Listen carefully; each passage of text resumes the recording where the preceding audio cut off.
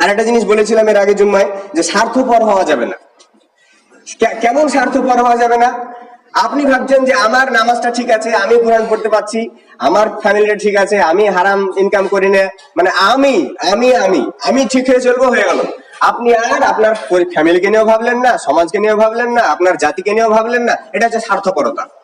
আমাকে ভাবতে হবে আমি যেমন সুস্থ হয়ে বাঁচতে চাই, আমার সমাজটা যেন সুস্থ থাকে।